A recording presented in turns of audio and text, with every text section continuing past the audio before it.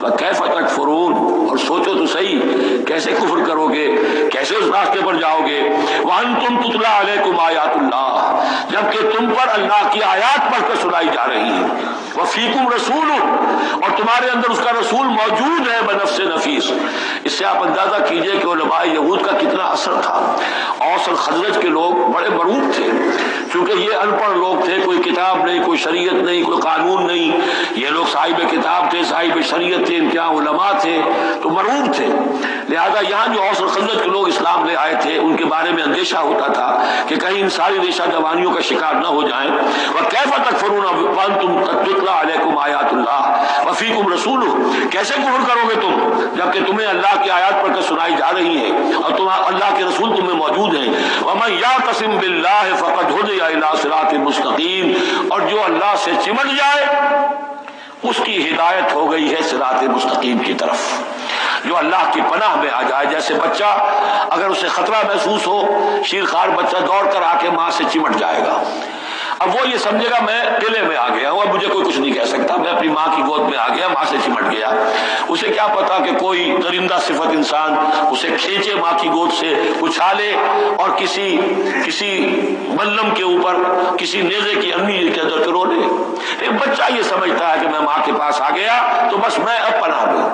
ایسے ہی من یعتصم باللہ، جو اللہ کی پناہ میں آ گیا، فقد ہدی الی صراط مستقیم، اس کی ہدایت تو ہو گئی سیدھی راہ کی طرف۔ اللہم ربنا اجعلنا منہم، اللہم ربنا اجعلنا منہم، آمین یا رب العالمین۔ یا ایھا الذین آمنوا اتقوا اللہ حق تقاتہ ولا تموتن الا وانتم مسلمون۔ واعتصموا بحبل اللہ جميعا ولا تفرقوا واذكروا نعمة اللہ علیکم اذ کنتم اعداء فألف بین قلوبکم فاصبحتم بنعمته اخوانا وکنتم علی شفا حفرة من النار فانقذکم منها کذلک یبین اللہ لکم آیاتہ لعلکم تہتدون ولتکن منکم امة یدعون الی الخیر ویأمرون بالمعروف وینہون عن المنکر واولئک هم المفلحون۔ صدق اللہ العظیم۔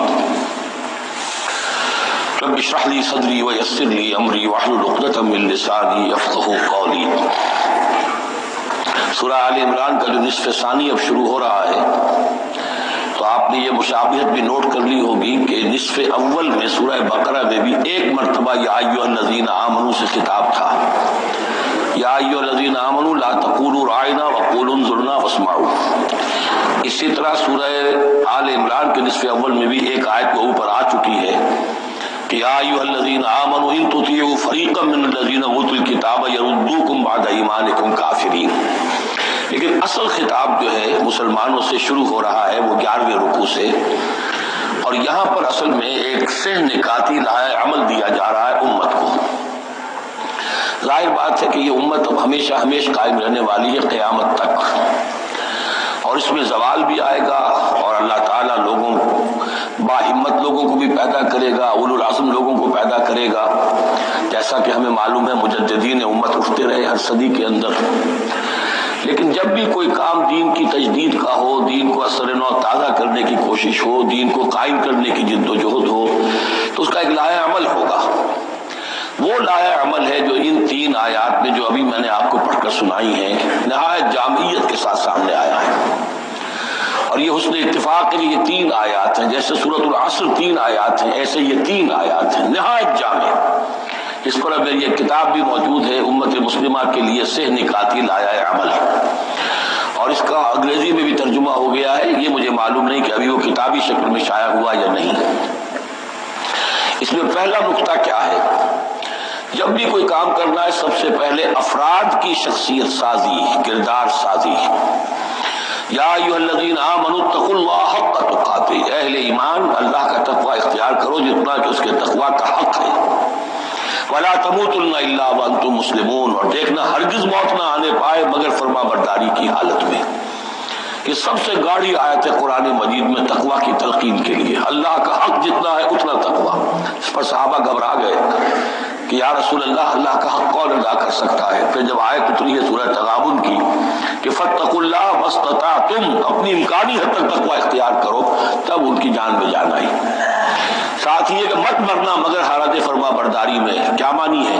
کوئی پتہ نہیں کس لمحے موت آ جائے، کوئی لمحہ نافرمانی میں نہ گزرے مبادا موت کا ہاتھ اسی وقت آ کر تمہیں دبوچ لے۔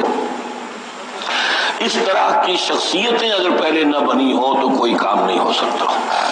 پہلے کردار سازی افراد کی، اب جب یہ کردار سازی ہو، دوسرا مرحلہ کیا ہے؟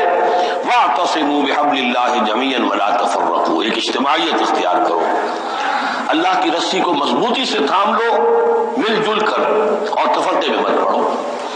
یہاں چونکہ اس سے پہلے جو رکوع ختم ہوا ہے وَمَن يَعْتَصِم بِاللَّهِ، جو اللہ تعالیٰ سے چمٹ جائے، اللہ کی حفاظت میں آ جائے، فَقَدْ هُدِيَ إِلَىٰ صِرَاطٍ مُسْتَقِيمٍ۔ اور سورہ حج کی آخری آیت میں بھی یہ لفظ آیا ہے فَأَقِیمُوا الصَّلَاةَ وَآتُوا الزَّکَاةَ وَاعْتَصِمُوا بِاللَّهِ۔ اب اللہ کی حفاظت میں کیسے آئے، اللہ سے کیسے چمٹے؟ اس کے لیے فرمایا وَاعْتَصِمُوا بِحَبْلِ اللَّهِ، اللہ کی رسی سے چمٹ جاؤ، اللہ کی رسی کو مضبوطی سے تھام لو۔ اور یہ اللہ کی رسی کون سی ہے؟ متعدد احادیث کے ذریعے سے واضح ہوتا ہے کہ یہ ہے قرآن۔ ایک طرف ہے انسان میں تقویٰ، ایک طرف اس میں علم آنا چاہیے، قرآن کا فہم پیدا ہونا چاہیے، قرآن کے نظریات کو سمجھنا چاہیے، قرآن کی حکمت کو سمجھنا چاہیے۔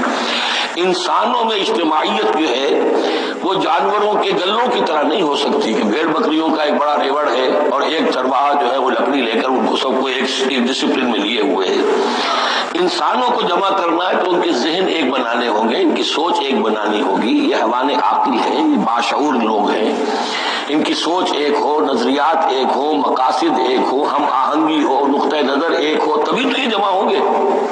اس کے لیے وہ چیز چاہیے جو ان میں یکرنگی خیال، یکرنگی نظر، یکجہتی مقاصد کی ہم آہنگی پیدا کر دے، اور وہ قرآن ہے۔ حبل اللہ هو حبل اللہ المتین، حضرت علی سے روایت ہے، حضرت عبداللہ ابن مسعود سے ہے، حضور نے فرمایا القرآن حبل اللہ الممدود من السماء الى الارض، اللہ کی مضبوط رسی ہے جو آسمان اور زمین کے درمیان تنی ہوئی ہے۔ ایک اور حدیث میں فرمایا فاستبشروا فإن طرفه بأيديكم وطرفه بيد الله، خوشیاں مناؤ، یہ قرآن ایسی شے ہے کہ جس کا ایک سرا تمہارے ہاتھ میں، ایک سرا اللہ کے ہاتھ میں۔ تو تقرب الی اللہ کا ذریعہ بھی قرآن، اور آپس میں تمہیں جوڑ کر رکھنے کا ذریعہ بھی قرآن۔ یہی وجہ ہے کہ ہماری ساری یہ تحریک جو ہے میری، اس کا اصل جو منبع ہے، اصل چشمہ ہے، اس کا مبنا ہے، مدار ہے، وہ دعوت رجوع القرآن۔ پوری زندگی میں نے اپنی الحمدللہ کھپائی ہے اس کام میں۔ اسی کے ذریعے سے انجمن خدام القرآن اور قرآن اکیڈمیز، پھر 1 ایئر کورس، نوجوان جو ہیں تعلیم یافتہ لوگ ہیں، وہ پی ایچ ڈی بھی کر چکے ہیں، وہ ڈاکٹر بھی بن گئے ہیں، وہ انجینئر بھی ہیں، لیکن دین کی طرف سے جاہل ہیں، قرآن سمجھ نہیں سکتے۔ وہ آئیں، 1 سال رہیں ہمارے پاس، عربی سیکھیں، قرآن سیکھیں، تاکہ اس پر عمل ہو سکے۔ یہ قرآن کا جو 1 سالہ کورس ہے وہ اس سال پھر اس اکیڈمی میں شروع ہونے والا ہے، انشاءاللہ فروری کی 16 تاریخ سے اس کا آغاز ہوگا، تو آپ لوگ اسے نوٹ کریں، اور یہ قرآن مجید کے ساتھ آپ کی وابستگی ہوگی تو پھر دین کے سوق پر آگے چلیں گے۔ تو دوسرا نقطہ ہوا واعتصموا بحبل اللہ جميعا ولا تفرقوا واذکروا نعمت اللہ علیکم اذ کنتم اعداء، اور ذرا یاد کرو جو اللہ کا انعام تم پر ہوا کہ تم تو ایک دوسرے کے دشمن تھے، فالف بین قلوبکم، تو اللہ نے تمہارے دلوں کے اندر الفت پیدا کر دی، فاصبحتم بنعمتہ اخوانا، تم اللہ کے فضل و کرم سے بھائی بھائی بن گئے۔ یہ یہاں گویا کہ اولین مخاطب یہاں انصار ہیں، ان کے جو 2 قبیلے تھے اوس اور خزرج، وہ آپس میں لڑتے آ رہے تھے 100 برس سے، خاندانی دشمنیاں چلی آ رہی تھی، قتل کے بعد قتل، ادھر کا قتل ادھر کا قتل، لیکن اب جب یہ ایمان آیا، آپ کو اللہ کی کتاب آ گئی، محمد رسول اللہ آ گئے، تو اب وہ شیر و شکر ہو گئے، ان کے جھگڑے ختم ہو گئے۔ اس طرح پورے عرب کے اندر غارت گری ہوتی تھی، اسے دارالامن بنا دیا۔ وَكُنْتُمْ عَلَىٰ شَفَا حُفْرَةٍ مِّنَ النَّارِ، اور تم تو آگ کے گڑھے کے کنارے تک پہنچ گئے تھے، بس اس میں گرنے والے تھے، فَأَنْقَذَكُم مِّنْهَا، تو اللہ نے اس سے تمہیں نکال لیا اور بچا لیا۔ كَذَلِكَ يُبَيِّنُ اللَّهُ لَكُمْ آيَاتِهِ لَعَلَّكُمْ تَهْتَدُونَ، اس طرح اللہ تعالیٰ اپنی آیات تمہارے لیے واضح کر رہا ہے تاکہ تم راہ پاؤ، صحیح راہ پر قائم رہو۔ یہ 2 نقطے ہو گئے، پہلے افراد کے کردار کی تعمیر، تقویٰ اور تابعداری، فرما برداری، پھر جمعیت، تنظیم جماعت، اور اس کے لیے جو معنوی جو اس کے لیے ہے جو محور ہے اس تنظیم کا، وہ معنوی محور کیا ہے؟ قرآن مجید، حبل اللہ، احتسامش کن کہ حبل اللہ اوست، مضبوطی سے تھامو اس کو علامہ اقبال کہتے ہیں قرآن کو، حبل اللہ یہ ہے۔ اب یہ جو حبل اللہ اور جو اس کے لیے ظاہری شکل بنے گی وہ بھی اس صورت میں ہم پڑھ چکے ہیں، من انصاری اللہ، کہ کوئی اللہ کا بندہ کھڑا ہو اور کہے کہ میں تو اس راستے پر چل رہا ہوں، اب کون ہے جو میرے ساتھ آتا ہے اور میرا مددگار بنتا ہے۔ اب ایسی جمعیت جو وجود میں آئی وہ کیا کرے گی؟ یہ تیسری آیت اہم ترین ہے، وَلْتَكُن مِّنكُمْ أُمَّةٌ يَدْعُونَ إِلَى الْخَيْرِ وَيَأْمُرُونَ بِالْمَعْرُوفِ وَيَنْهَوْنَ عَنِ الْمُنكَرِ سے نکاتی پھر آ گیا۔ تیسرے میں تین کام، یہ جماعت کے کرنے کے کام صرف تین ہیں، دعوت خیر، دعوت إِلَى الْخَيْرِ، اور سب سے بڑا خیر یہ قرآن ہے، یامرون بالمعروف، نیکی کا حکم دیتے رہیں، وینہون عن المنکر، اور بدی سے روکتے رہیں، واولئک هم المفلحون، اور یہی لوگ ہیں جو فلاح پانے والے ہیں۔ وَلْتَكُن مِّنكُمْ أُمَّةٌ، تم میں سے ایک ایسی امت وجود میں آنی چاہیے، منکم ہے گویا کہ ایک بڑی امت ہے، امت مسلمہ، وہ تو اب 150 کروڑ ہے یا 140 یا 130 کروڑ ہے، سوئے ہوئے ہیں، اپنے منصب کو بھولے ہوئے ہیں، دین سے دور ہیں، تو اب اس امت کے اندر چھوٹی امت بنے، ایک جماعت بنے، وہ جماعت اپنے ذمے یہ کام لے لے، جاگو اور جگاؤ، جو ہمدرد کا ایک جو نعرہ ہے کہ اب جاگو اور جگاؤ، اللہ نے تمہیں جاگنے کی صلاحیت دے دی، اب وہ اوروں کو جگاؤ، اور اس کے لیے طاقت فراہم کرو، ایک جماعت بناؤ۔ وَلْتَكُن مِّنكُمْ أُمَّةٌ يَدْعُونَ إِلَى الْخَيْرِ وَيَأْمُرُونَ بِالْمَعْرُوفِ وَيَنْهَوْنَ عَنِ الْمُنكَرِ وَأُولَٰئِكَ هُمُ الْمُفْلِحُونَ، یہی لوگ فلاح پانے والے ہیں۔ وہ بڑی امت کروڑوں کی جو ہے جو یہ کام نہیں کرتی، وہ فلاح کی امید میں اگر ہے اور نجات کی امید میں ہے تو ایک امید موہوم ہے، فلاح پانے والے صرف یہ لوگ ہوں گے، اولئک هم المفلحون۔ اب اسی میں آگے چل کر میں نے جو منہج انقلاب نبوی ہے اس میں یہ بات واضح کی ہے کہ جب کوئی انقلاب کے لیے آخری اقدام ہوگا وہ بھی نہی عن المنکر بالید، اس لیے کہ حدیث میں حضور نے نہی عن المنکر کے 3 مرتبے بیان کیے ہیں۔ ابو سعید خدری رضی اللہ عنہ سے روایت ہے، من رأى منکم منکرا فلیغیرہ بیدہ فإن لم یستطع فبلسانہ فإن لم یستطع فبقلبہ وذلک اضعف الایمان، رواہ مسلم رحمہ اللہ۔ تم میں سے کوئی شخص کسی منکر کو دیکھے، اس کا فرض ہے اسے طاقت سے، زور سے، ہاتھ سے بند کرے، روکے، بدلے، اگر اس کی طاقت نہیں ہے تو زبان سے تو کہے، اس کی بھی ہمت نہیں تو دل میں نفرت ضرور رکھے، اور یہ ایمان کا کمزور ترین درجہ ہے۔ نفرت بھی ختم ہو گئی، وائے ناکامی متائے کارواں جاتا رہا، کارواں کے دل سے احساس زیاں جاتا رہا، تو اب کوئی ایمان نہیں۔ ہاں دل میں نفرت ہے تو اگلا قدم اٹھاؤ، زبان سے کہنا شروع کرو، بھائی یہ چیز غلط ہے، یہ حرام ہے، یہ اللہ نے اس کو حرام ٹھہرایا ہے، مت یہ کام کرو، لیکن ساتھ ہی اپنی طاقت بناتے جاؤ، ایک جماعت بناؤ، قوت بناؤ۔ جب وہ طاقت ہو جائے اب کہو کہ اب یہ نہیں کرنے دیں گے، پھر وہ ہوگا نہیں منکر بالید، طاقت کے ساتھ، یہ ہوگا انقلاب کا جو ہے آخری مرحلہ۔